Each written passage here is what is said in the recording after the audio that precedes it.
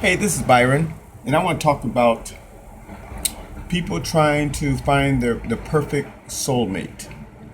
It's it's very hard to do. People have flaws. People have to accept that. People have flaws. There's no perfect person out there. So sometimes we get caught up in trying to find that perfect soulmate. It's impossible. I'm not going to sugarcoat it. Like I said, people have flaws. You're going to have disagreements. You're going to have difference of opinions. That's just the way it is. You're The main thing you want to have is respect, actually caring about that person, and consideration. If you can start off with those three things: respect, consideration, and actually caring about that person, that can get you in the door to trying to find a good soulmate. There's no such person or no such thing as a perfect soulmate. It's not. So, women, men, I know that's what you're looking for. I know we go for looks. The first thing we see is looks. Okay, nothing wrong with that. But then you have to do the basic stuff like court and date and things like that to get to know the person. And it takes a while. It's a journey. Don't think it's going to happen overnight. Everybody is trying to fall in love overnight. Now, you can like a person a lot based on first impression. Yes, you can. You can. But you still have to get to know that person, because what you see is the outer part. We all have the outer part of us: the skin, the looks, the height, the way we dress, the way we got a haircut. That could be, these days talk, they call it having, what's the word I'm trying to use? Swagger. But we didn't say that back in the days. We just say the person looked good or not. But that's just the outer part. You got to get inside the person and see what they're like. See if they're compatible with you. A certain amount of friendship needs to be there too. A certain amount of friendship. You have to have fun with that person. Get along with that person. Those are just some things. Companionship, of course. That's what you got to, courting and dating. That's where you learn all that stuff. Being around that person. Like I said, it's a journey.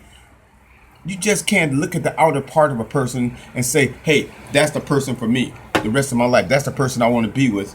First impression is good, but it's not everything. You need to find out what's inside the person. Communicate. That's one of the most important things. You have to learn how to communicate with each other without always getting in conflict. Little things like that. Like I said, respect. And now I'm getting to the nitty gritty things that you really need to have before you actually say this is a good person for me the rest of my life. Your religion. You can't conflict on religion either. That's hard to be with somebody the rest of your life if you got one religion and they got another religion. Your religions have to coincide. It does. That's just the truth. Your religion's got to be, compatible. Basically, what I'm saying is, I think my personal opinion is you have to have the same religion. Yes, you do. Or it's not going to work. And that's one of the most important things, religion. Okay, the religions have to align. Yes, it does. And the most important thing that you had to have to end this video, to end this tutorial, is love. You have to literally love that person before you even think about taking that next step with that person. Religion and love. You have to have those two. Now, if you get those two, you're in the door.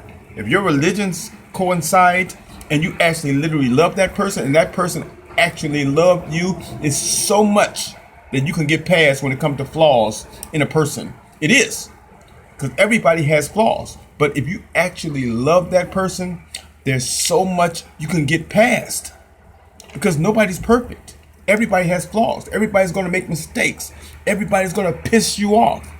But if you love that person, you're going to get past it. Communication, religion, and love. Those three you have to have, and of course, respect and consideration. You have to have those two. So, like I said, it's a journey. Don't try to fall in love overnight. Really get to know that person. For some reason, people try to rush things like that. They try to rush into, so nobody else, I guess, won't take that person. But you're not going to find the perfect person. Everybody has flaws. Everybody's not going to agree with you. I don't care how much you like that person. You're going to get disagreements. You're going to have arguments. There's going to be a downside to all relationships. But if you have the same religion and you actually care about that person and love that person, you can get past that. But you have to take the necessary steps to find your soulmate. That's at the end. That's what I'm trying to tell you. You have to take the necessary steps to find your soulmate. Now, is there a certain part where it's a leap of faith? Yes, it is. If you really feel that person and you feel in your gut that person is the right person for you, some people do take that leap of faith. There's nothing wrong with that. But you're taking a chance, especially if you don't really know that person. Things can go south. I'm just being honest with you. This is Byron.